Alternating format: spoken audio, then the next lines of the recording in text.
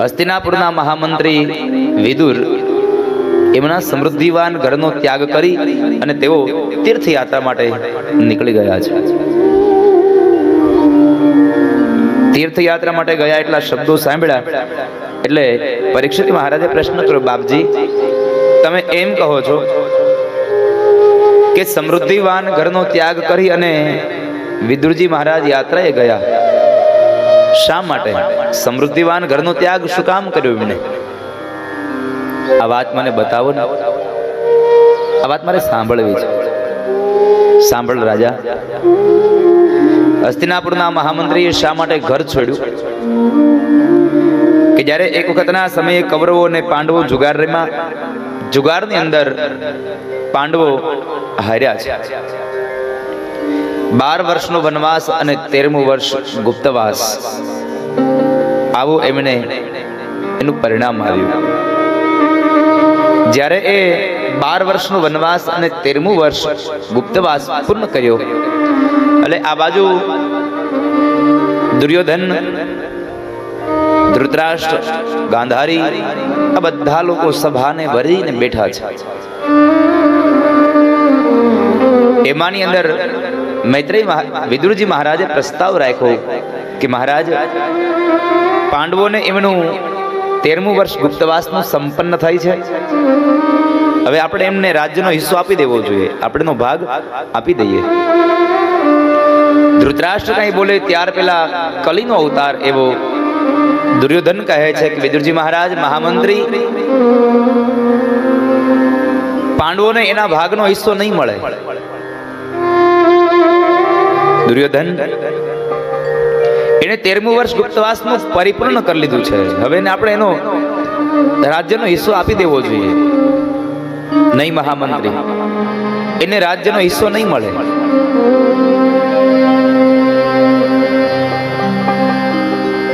વિદુરજી મહારાજ ધૃતરાષ્ટ્રને કહે છે, મહારાજ આપ તો જરા સમજો, એ લોકોએ 13મું વર્ષ ગુપ્તવાસ તરીકે સંપન્ન કર્યું અને 13મું વર્ષ ગુપ્તવાસમાં રહ્યા. વિચાર કરો, માણસને જરૂર પડે એટલે શું ન કરે. એ જ બાણાધારી અર્જુન પગે ઘૂઘરા બાંધીને નૃત્ય નાચે છે, ઢોલક વગાડ, હિજર બન્યો છે. એ જ 5 પતિવાળી દ્રૌપદી પાંચાલી દાસી બનીને રહી છે. મોટા મોટા પાત્રો ભરીને જમવા આપી દો તો ખાઈ જાય, આવો ભોજનનો જેનો ખોરાક છે એવો ભીમસેન આજ રસોઈઓ બનીને પોતે રસોઈ બનાવે છે.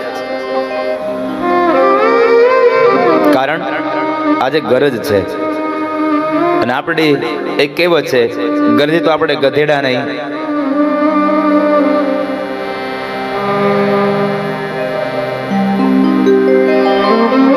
માનો પ્રેમ મેળવવો હતો એટલે તો ભગવાન ગોવિંદ બનીને આવ્યા હતા.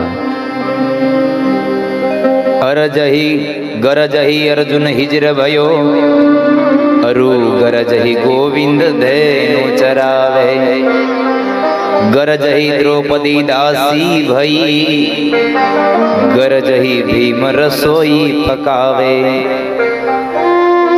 ગરજ હતી એટલા માટે ભીમ રસોઈ બનાવે, દ્રૌપદી દાસી બની, નકર 5 પતિ વાળી છે, અર્જુનની પત્ની છે, છતાં પણ દાસી બન્યા છે.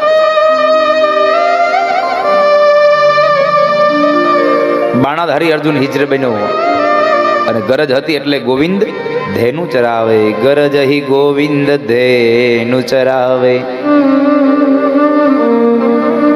ધેનુ ચરાવે છે. મહારાજ ધૃતરાષ્ટ્રને વાત કરી, ધૃતરાષ્ટ્ર ન માન્યા, એ કઈ ન બોલ્યા. એટલે વિદુરજી મહારાજ કહે છે, મહારાજ આ દુર્યોધન કલીનો અવતાર છે, તમે એની વાત માની અને બધી આજ્ઞાનું પાલન ન કર્યા કરો, એને જરા શિખામણ આપો, એને સલાહ આપો. સંપત્તિના મદની અંદર તમે અંધ ન બનો. અને એ સમયે દુર્યોધન કહે છે કે મહામંત્રી, તમારે રહેવું છે મારા રાજ્યમાં અને હિત ઈચ્છવું છે પાંડવોનું, તો મારે તમારા જેવા મંત્રીની કોઈ જરૂર નથી અમારા રાજ્યમાં. સૈનિકોને કાઢી મૂકો. વિદુરજી જતા જતા બોલતા ગયા છે કે દુર્યોધન, તને એમ હોય કે હું તારા રાજ્યમાં રહું છું, તારું અનાજ ખાઉં છું, તો હું તારો જ પક્ષ લઉં? સાંભળી લે, મેં નથી પક્ષ કૌરવોનો લીધો, નથી પક્ષ મેં પાંડવોનો લીધો. મેં વાત સત્યની કરી છે, મેં સત્યની વાત કરી છે. અને કાઢી મૂકવાની વાત તું કરે છે તો મને કાઢી મૂકવાની જરૂર નથી, હું મારી જાતે જ ચાલ્યો જાઉં છું. વિદુરજી મહારાજ ઘરેથી નીકળી ગયા છે, રાજને છોડી પોતાના ઘરે આવ્યા છે. સુલભા નારીને વાત કરી. સુલભા નારીએ સાથે બેસીને ભગવાનનું યજન કરે.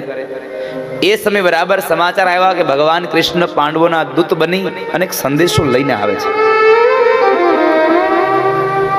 સંદેશો લઈને આવે છે. આ સમાચાર મળ્યા એટલે દુર્યોધને જરાક યુક્તિ કરી છે, કારણ કે શકુની આદિ રાજાઓ એની સાથે માણસો રહ્યા, એટલે એવી જ બુદ્ધિથી વિચારે કે કૃષ્ણનું એવું સ્વાગત કરો, એવું સ્વાગત કરો કે આપણે જે માગીએ આપણને મળી જાય.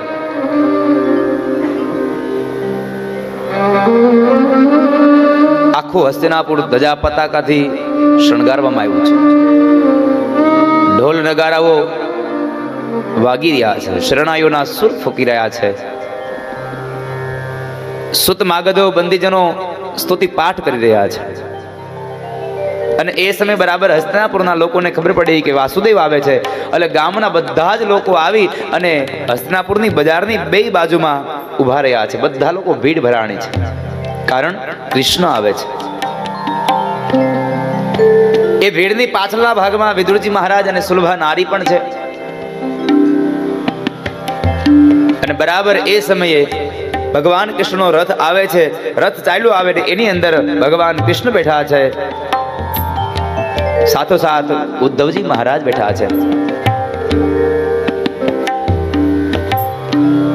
અહીંયા બંદીજનો સ્તુતિપાઠ કરે, ઢોળ નગારા શરણાઈઓ વાગી રહ્યા છે, ભગવાનનું સ્વાગત થઈ રહ્યું છે. ભગવાન બધી બાજુ જોવે છે.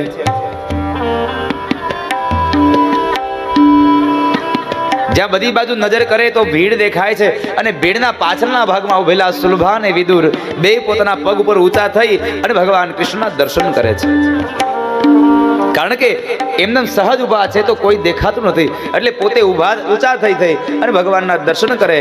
અને બરાબર જ્યાં દર્શન કરવા માટે ભગવાનનો રથ નજીક આવ્યો, ભગવાન સામે વિદુરની નજર પડી અને ભગવાનની નજર વિદુર સામે પડે છે. કારણ મહાપુરુષો કહે છે જ્યાં પ્રેમ હોય ત્યાં નજર પહેલા જાય છે.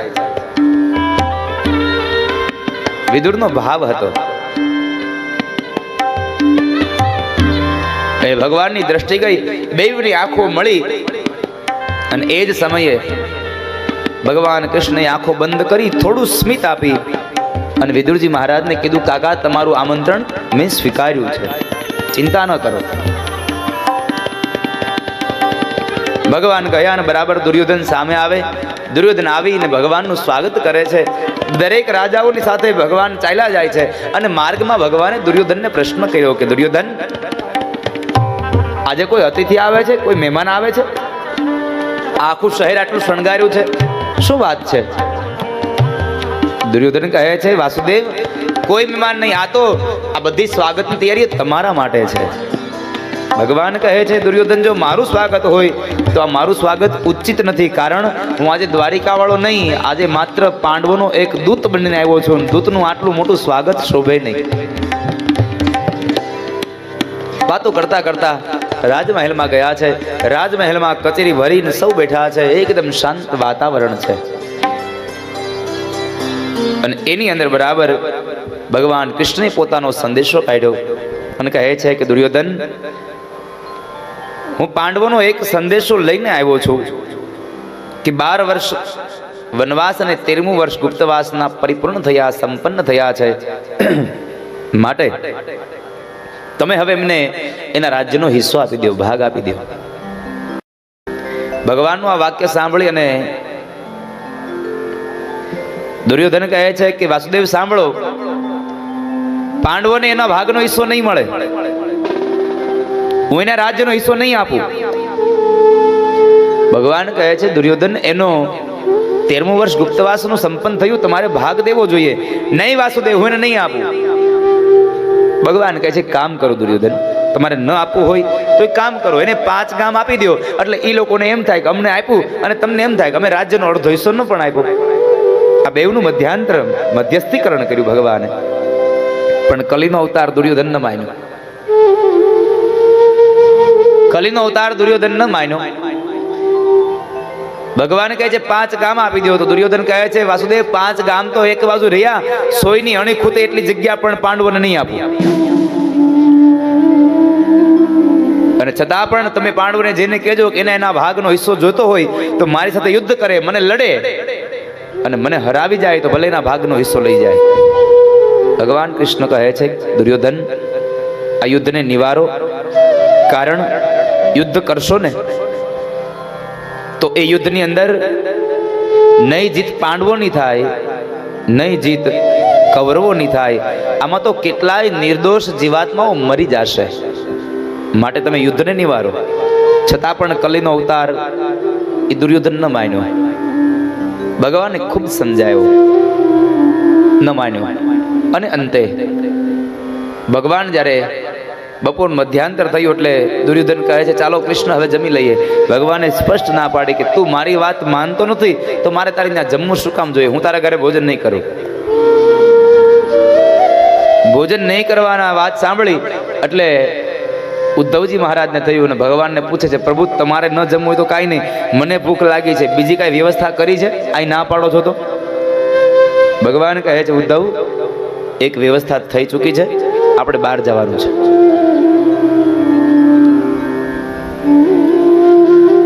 દુર્યોધનના 56 ભોગ મૂકી અને ભગવાન ઉદ્ધવને સાથે લઈને વિદુર કાકાના ઘરે આવ્યા છે.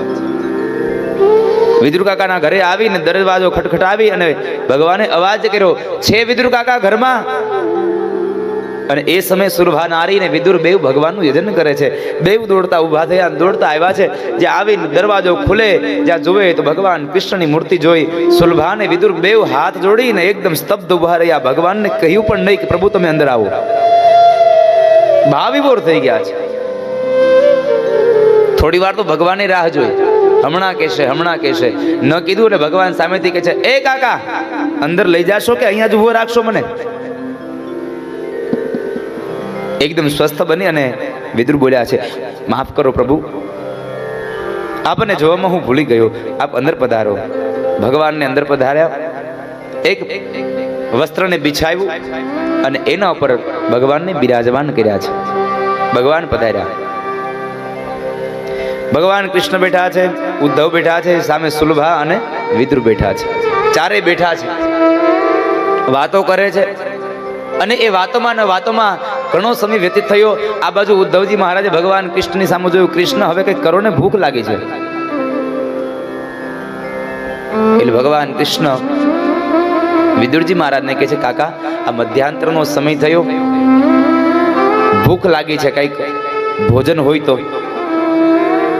વિદુરના મનમાં ક્યારનું થતું હતું કારણ અત્યારે બપોર થયા છે પણ મારે આને પૂછવું જોઈએ કે ચાલો જમી લઈએ. પણ મારે કેમ એને કેવું, કારણ કે મારા ઘરમાં તો આજ મેં તાંદળિયાની ભાજી ને બાજરાનો રોટલો બનાવરાયો છે. હવે આને કેમ કેવું તું ખાય? આ તો 32 ભાતના પકવાન ખાતો હોય દરરોજ, તો આને કેમ મારે કેવું? એટલે વિદુરજી મહારાજ શાંત રહ્યા પણ ભગવાનથી ન રહેવાયું. ભગવાન સામેથી બોલ્યા કાકા ભૂખ લાગી છે. છતાં પણ વિદુરે શું કીધું? સુલભાને કહે છે સાંભળ્યું, કૃષ્ણને ભૂખ લાગી છે, જરા જાઓ અને અંદરથી ફળાહાર લઈ આવો. અને એ સમય બરાબર સુલભા નારી અંદર ગયા અને પાત્રની અંદર ફળ આહાર લઈને આવ્યા છે. ફળ લાવીને બેઠા છે. સામે વિદુર કાકા અને ભગવાન કૃષ્ણ બે વાતો કરે છે. ઉદ્ધવજી મહારાજ એ વાતનો સંવાદ સાંભળે છે. સંવાદને સાંભળ્યા બાદ અહીંયા સુલભા નારી આવી અને ભગવાન માટે કેળાના ફળ લઈ આવ્યા, કદલી ફળ લાવ્યા છે. એટલે છાલ ઉખેડે છે પણ નજર સામે ભગવાન કૃષ્ણનું મુખારવિંદ છે. અહીંયા હાથ કામ કરે અને આંખો ભગવાનને નિરખે છે. એટલા ભાવવિભોર બન્યા છે. ભગવાનનું એ સૌંદર્ય જોઈને સુલભા ભાવવિભોર બની ગયા.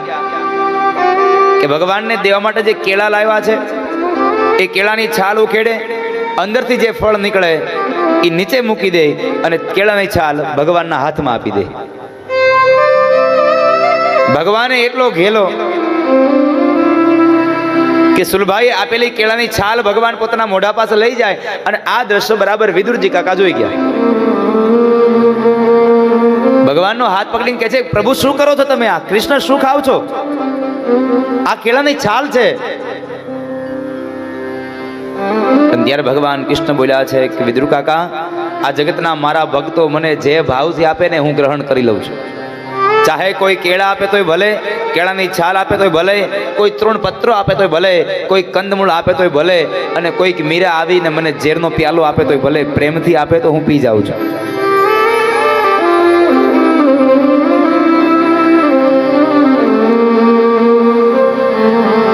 આમાં સુલભાનો કોઈ દોષ નથી.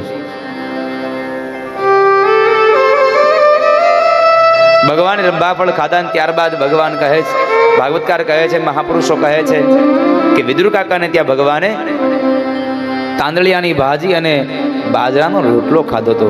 કારણ વિદુર ઘેર જાઈ ઉદ્ધવજી ચાલો વિદુર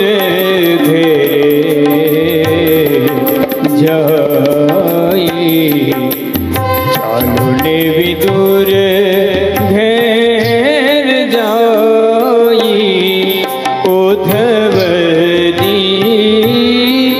ચાલો વિદુર ઘેર જાઈ.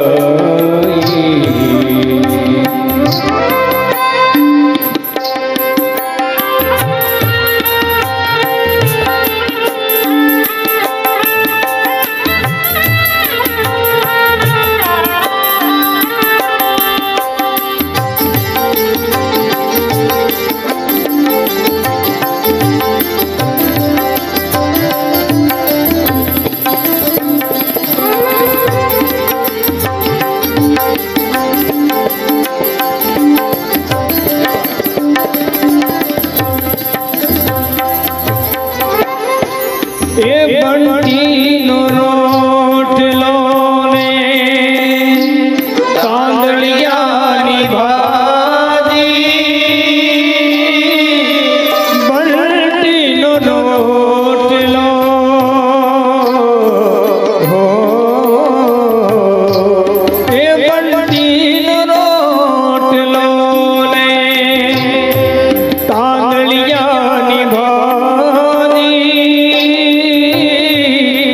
રૂખી સુખી ભોજન પાતા ઉદ્ધવજી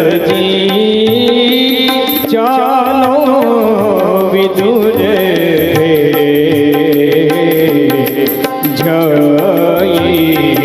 ચાલો ને વિદુર ઘેર જાઈ ઉદ્ધવજી ચાલો વિદુર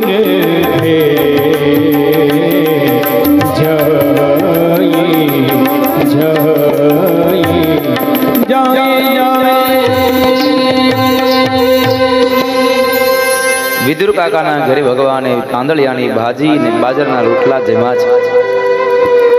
આજ પણ મહાપુરુષો કહે છે કે ભગવાનને ભોગ લાગે, કદાચ 56 જાતના ભોગ ભગવાનને ધરાવો, પણ એની અંદર તમારે ભાવથી તાંદળિયાની ભાજી અને બાજરાનો રોટલો મૂકવો જ રહ્યો. ત્યારબાદ ત્યાંથી ભગવાન ઉદ્ધવ સાથે નીકળી ગયા. ઘણા વર્ષો વીતી ગયા. કુરુક્ષેત્રના મેદાનનું યુદ્ધ પણ સંપન્ન થયું હશે. અને ત્યારબાદ ભગવાન જ્યારે સ્વધામ ગમન થયા અને ઉદ્ધવજી મહારાજને ભગવાને પોતાની ચરણ પાદુકાઓ આપી છે. એ ચરણ પાદુકાઓને લઈ અને ફરતા ફરતા ફરતા બરાબર ઉદ્ધવજી મહારાજ યમુનાના કિનારે, તમને જો મારામાં પાત્રતા લાગતી હોય તો ભગવાનનો આપેલો જ્ઞાનનો ઉપદેશ મને સંભળાવો. અને એ સમયે મૈત્રી ઋષિ કહે છે, વિદુર, જે પાત્રની ભલામણ ભગવાન સ્વયં પોતે કરે એ પાત્રમાં શું ખોટ હોય?